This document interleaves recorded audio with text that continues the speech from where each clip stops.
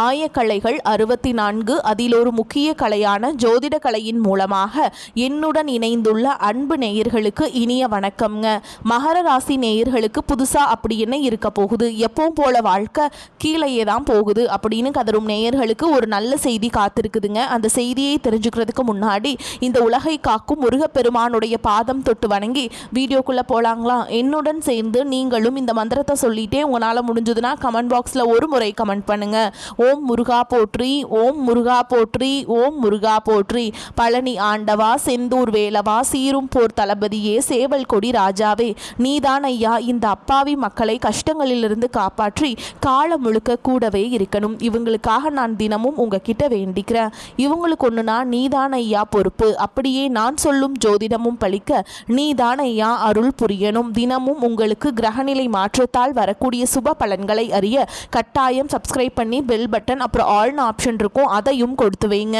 ஒவ்வொரு பதிவும் உங்களைய வெற்றியடைய வைக்க வேண்டும் அப்படிங்கிற எண்ணத்தில் தாங்க போட்டுட்ருக்கோம். இன்னைக்கு நம்ம பார்க்க போகிற இந்த ராசி மண்டலத்தின் 10வது ராசி, அதாவது கர்ம வினை ராசி என்று அழைக்கப்படக்கூடிய மகர ராசி.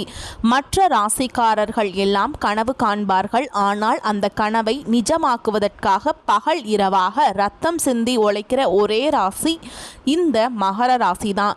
இன்னைக்கு நம்ம பார்க்க போகிறது வெறும் ராசி பலன் கிடையாது. இது மகர ராசிக்காரர்களோட வாழ்க்கையை புரட்டி போட போற வீர காவியம். இந்த வீடியோ மகர ராசிக்காரர்களோட வாழ்க்கையை அக்கு வேரா ஆணி வேரா அலச போற ஒரு மகா காவியம். இந்த வீடியோவில் நம்ம என்னென்னவெல்லாம் பார்க்க போறோம் தெரியுமா?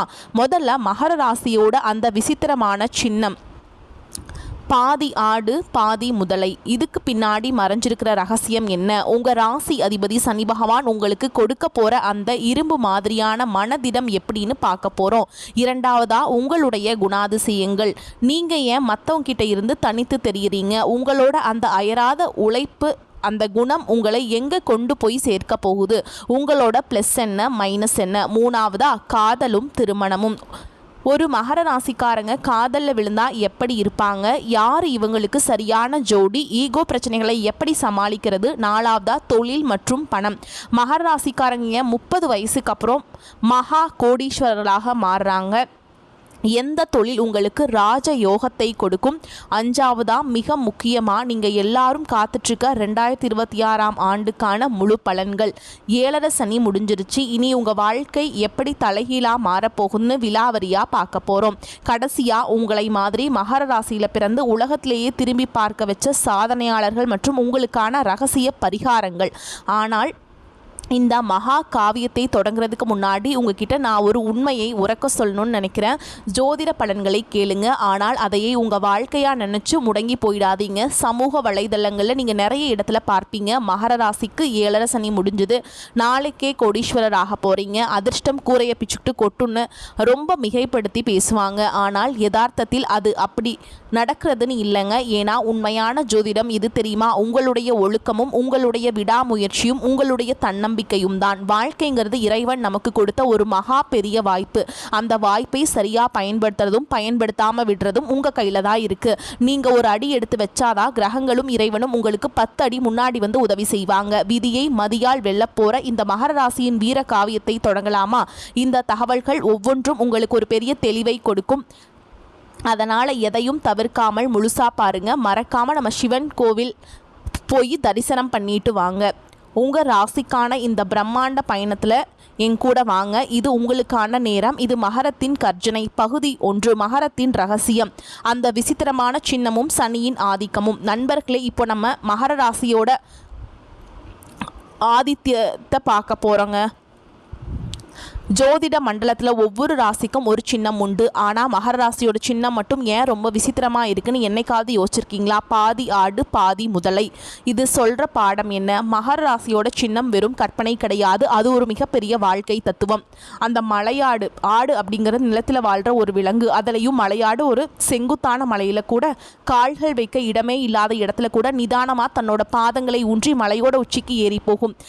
இது எதை காட்டுதுன்னா, மகர ராசிக்காரங்க வாழ்க்கையில் வர தடைகளை தாண்டி சிகரத்தை தொடணுங்கிற அவங்களோட அந்த அசாத்தியமான மன வலிமையை காட்டுது.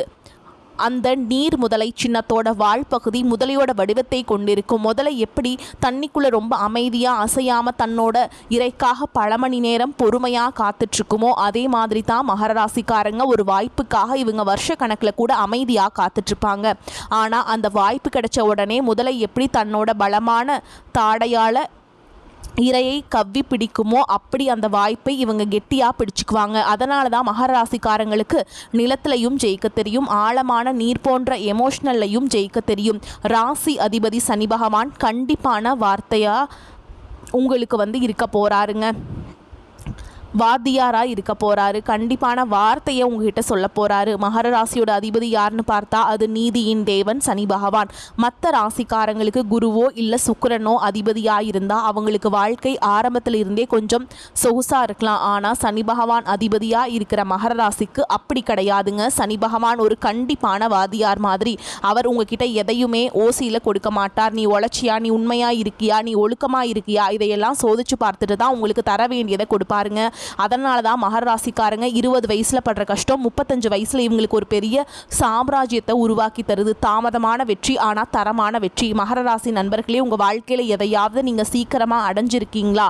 இல்லை என்று தான் நான் சொல்வேன். மற்றவங்களுக்கு 25 வயசில் கிடைக்கிற வேலை உங்களுக்கு 28 வயசில் கிடைக்கலாம். மற்றவங்களுக்கு 30 வயசில் கிடைக்கிற வீடு உங்களுக்கு 35 வயசில் கிடைக்கலாம். ஆனால் ஒன்று கவனித்து பாருங்கள், மற்றவங்க அந்த பதவியிலையோ இல்லை அந்த வீட்டிலையோ நிலச்சிருக்காங்களோ இல்லையோ, நீங்கள் ஒரு இடத்த பிடிச்சா அதில் இருந்து உங்களை யாராலையும் அசைக்க முடியாது. ஏன்னா உங்கள் ஒவ்வொரு வெற்றியும் சனியால் செதுக்கப்பட்டது. ஒரு யதார்த்தமான உண்மை. ஆனால் இங்கே தான் நம்ம ஒரு விஷயத்தை கவனிக்கணும். நிறைய பேர் எனக்கு சனி அதிபதி, அதனால் நான் எப்போவுமே கஷ்டப்பட்டுக்கிட்டே தான் இருப்பேன்னு ஒரு தவறான நம்பிக்கையில் இருக்காங்க. அப்படி கிடையாதுங்க. ஜோதிடம்ங்கிறது ஒரு கால கண்ணாடி. உனக்கு இப்போ கஷ்டம் நடக்குதுன்னா அது உன்னை இன்னும் பலமானவனாக மாற்றுறதுக்கு தான்னு சொல்கிறது தான் உண்மையான ஜோதிடம். வெறும் சனிப்பெயர்ச்சி ஆகாது. மகரம் இனி கோடீஸ்வரன் ஆக போகுதுன்னு சொல்கிற அந்த பொய் ஜோதிடத்தை நம்பாதீங்க. சனி பகவான் உங்களுக்கு கொடுக்குற அந்த உழைப்பையும் ஒழுக்கத்தையும் நீங்கள் கைவிடாமல் இருந்தால் தான் இந்த பயிற்சியை உங்களுக்கு பலன் தரும். ஏன்னா உங்கள் ராசிக்கு அதிபதியே கர்மாவுக்கு அதிபதி தான். நீங்கள் என்ன விதைக்கிறீங்களோ அதைத்தான் அறுவடை பண்ண முடியுங்க, பண்ணுவீங்க. ஓகேங்களா?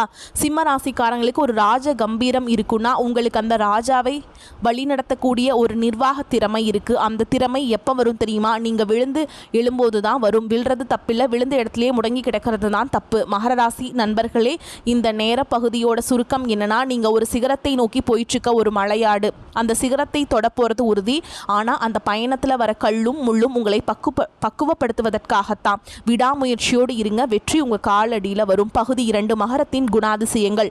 கல்லுக்குள் ஈரம் மற்றும் இரும்பு போன்ற வைராக்கியம். நண்பர்களே, இப்போ நம்ம மகர ராசிக்காரங்களோட குணாதிசயங்களை பற்றி அக்கு வேறா ஆணி வேறா அலாச போகிறோம். மற்ற ராசிக்காரங்களுக்கு மகர ராசிக்காரங்களை பார்த்தா ஒரு பெரிய ஒரு இதுவாக இருக்கும். ஏன்னா இவங்க அவ்வளவு சீக்கிரம் யாருடைய கண்ணுக்கும் புரிய மாட்டாங்க. முதல்ல அந்த மர்மமான புன்னகை மகர ராசிக்காரங்கிட்ட இருக்கிற முதல் குணம். இவங்க மனசில் என்ன நினைக்கிறாங்கன்னு யாராலையும் அவ்வளோ சீக்கிரம் கண்டுபிடிச்சிட முடியாதுங்க. ஒரு பக்கம் சந்தோஷமாக இருந்தாலும் சரி, இன்னொரு பக்கம் சோகமாக இருந்தாலும் சரி, இவங்க முகம் ஒரே மாதிரி தான் இருக்கும். இவங்களை நிறைய பேர் உம்னா மூஞ்சி அல்லது ரொம்ப இறுக்கமானவங்கன்னு கூட சொல்லுவாங்க. ஆனால் உண்மை என்ன தெரியுமா? இவங்க தேவையில்லாத இடத்துல தன்னோட உணர்ச்சிகளை கொட்டி நேரத்தை வீணடிக்க விரும்ப மாட்டாங்க. இவங்க ஒரு செயல் வீரர்கள். வார்த்தைகளை விட செயல்கள் தான் அதிகம் பேசணும்னு நினைப்பாங்க. ரெண்டாவது, உழைப்பே உதாசனப்படுத்த மாட்டாங்க. அப்பேற்பட்ட குணம். ஓகேங்களா? ஜோதிடத்தில் மகர ராசியை உழைப்பாளி ராசி என்று தான் சொல்வோம். ஒரு வேலையை இவங்க கையில் எடுத்தால் அது முடிகிற வரைக்கும் இவங்களுக்கு தூக்கமே வராதுங்க. பசி எடுக்காது. விடுமுறை அப்படிங்கிற வார்த்தை இவங்க அகராதியிலேயே இருக்காது. மற்றவங்க எல்லாம் வார கடைசியில் சினிமா ஹோட்டல்னு சுற்றும்போது இவங்க மகராசிக்காரங்க தன்னோட அடுத்த கட்ட லட்சியத்தை பற்றி பிளான் பண்ணிக்கிட்டே இருப்பாங்க. இதனாலேயே இவங்க குடும்பத்தில் சில நேரத்தில் நீங்கள் எப்போவுமே வேலைன்னு இருக்கீங்க, எங்களுக்காக நேரம் ஒதுக்க மாட்டேங்கிறீங்க அப்படின்னு புகார் அதிகமாக வரும். மூன்றாவது, அந்த அசாத்தியமான பொறுமை. மகராசிக்காரங்கிட்ட இருந்து மற்ற ராசிக்காரங்க கற்றுக்க வேண்டிய ஒரு விஷயம் அவங்களோட பொறுமை. இவங்க எதையும் அவசரப்பட்டு செய்ய மாட்டாங்க. நிதானமாக போய் சிகரத்தை தொடலான்னு நினைப்பாங்க. ஒரு செடியை நட்டால் அது உடனே காய்க்கணும்னு நினைக்க மாட்டாங்க. அது வளர்கிற வரைக்கும் தண்ணி ஊற்றி பொறுமையாக காத்திருப்பாங்க. இந்த ஒரு குணம் தான் இவங்களை வாழ்க்கையில் பெரிய இடத்துக்கு கொண்டு போகுது. 4, எதிர்மறை குணம். அந்த அதீத கவலை. இவ்வளவு நல்ல குணங்கள் இருந்தாலும் மகர ராசிக்காரங்கிட்ட இருக்கிற ஒரு பெரிய மைனஸ் பாயிண்ட்னா இவங்க எதையும் எதிர்மறையாக யோசிப்பாங்க. ஒரு விஷயம் நல்லா போயிட்டு இருக்கும் போது இதில் ஏதாச்சும் தப்பு நடந்துருமோன்னு பயப்படுவாங்க. ஒரு சின்ன பிரச்சனை வந்தால் கூட அதை ரொம்ப பெருசு பண்ணி மனசுக்குள்ளே போட்டு ஒரு மாதிரி உலட்டிக்கிட்டே இருப்பாங்க. இந்த தேவையில்லாத கவலை தான் இவங்களோட ஆரோக்கியத்தை பாதிக்கும்.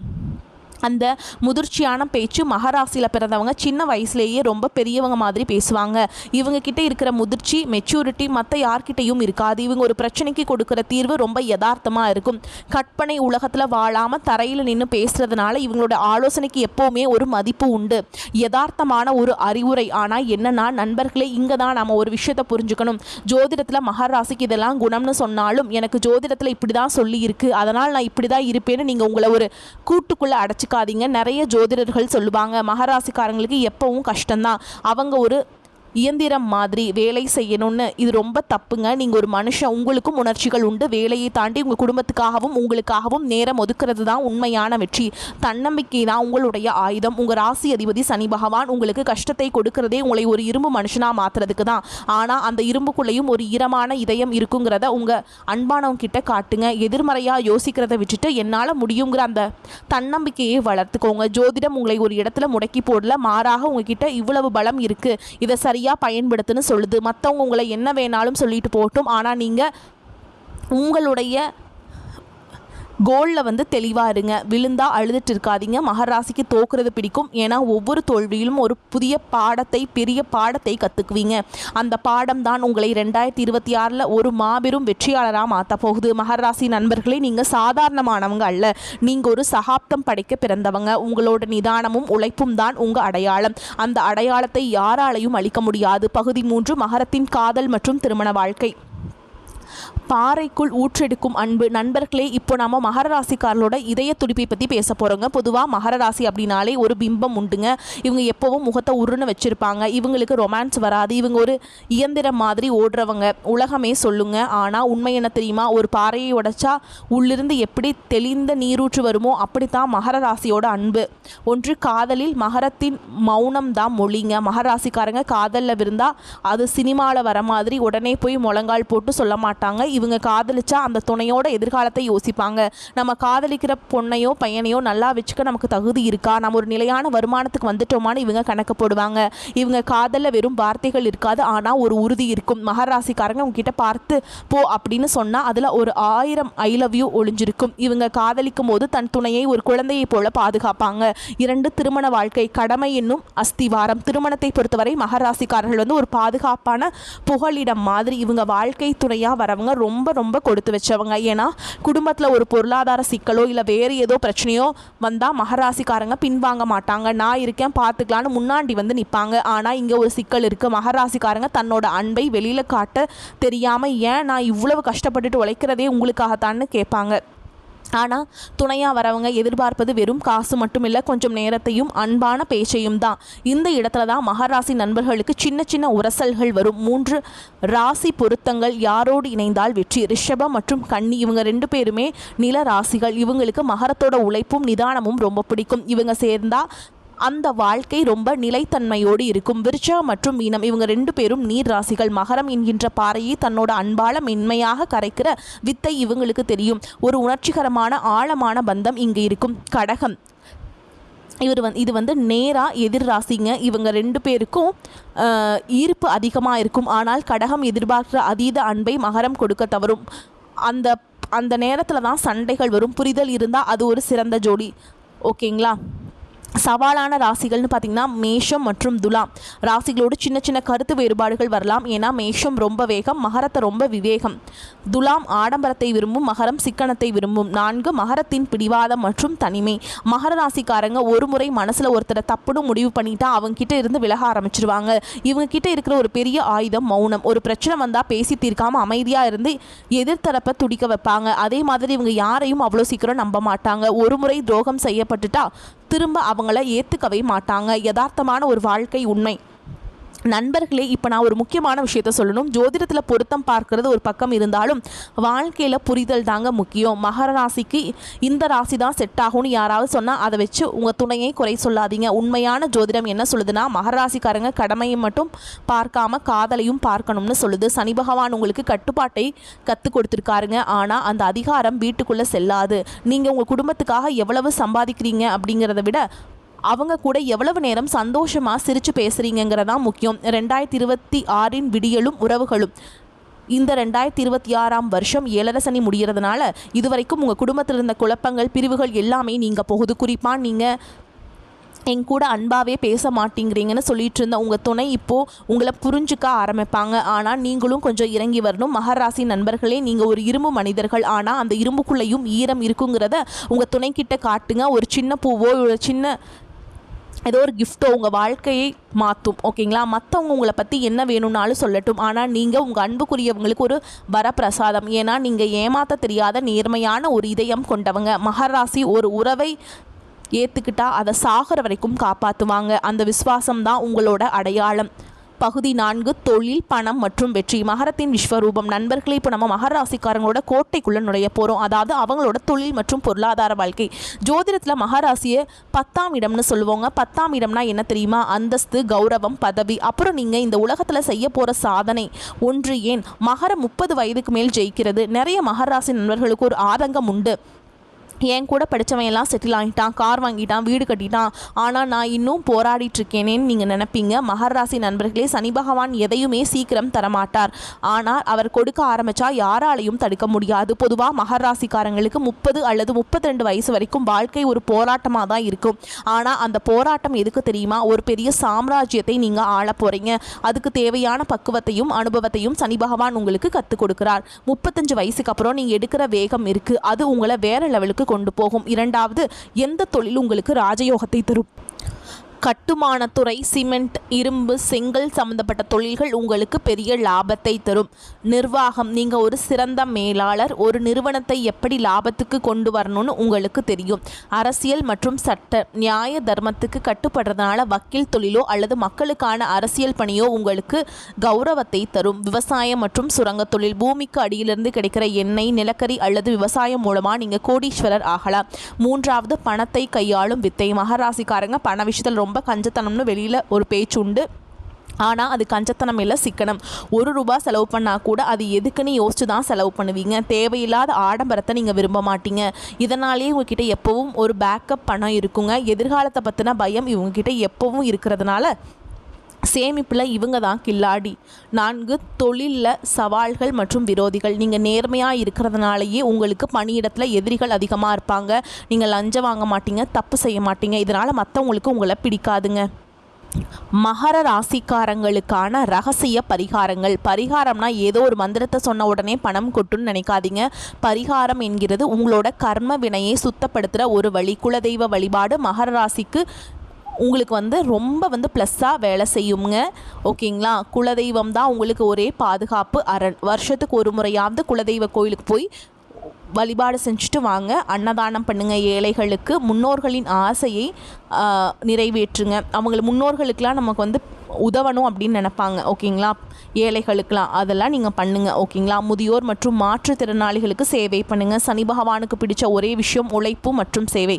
கைவிடப்பட்ட முதியவர்களுக்கு அல்லது உடல் ஊனமுற்றவர்களுக்கு உங்களால் முடிஞ்ச உணவு, உடை அல்லது மருந்து உதவிகளை செய்யுங்க. சனிக்கிழமை அன்னைக்கு செய்யுங்க. அதுவும் காசு கொடுக்க முடியலையா, அவங்க கூட ஒரு அரை மணி நேரம் அன்பாக பேசுங்க. இது உங்களோட தீய கர்மாவை கரைக்கும். ஹனுமன் வழிபாடு. சனியோட தாக்கத்திலிருந்து தப்பிக்க ஒரே ஒரு வழி ஹனுமன் தான். சனிக்கிழமைகள் தோறும் ஹனுமனுடைய சாலிஷா கேளுங்க அல்லது சொல்லுங்க. வெற்றிலை மாலை சாத்தி வெண்ணெய் பூசி வழிபாடு செய்கிறது உங்களுக்கு நன்மையை பெற்றுத்தரும். வரக்கூடிய வாய்ப்புகளை கரெக்டாக பயன்படுத்திக்கோங்க. வாழ்த்துக்கள். வாழ்க வளமோடு நலமோடு. நன்றி, வணக்கம்.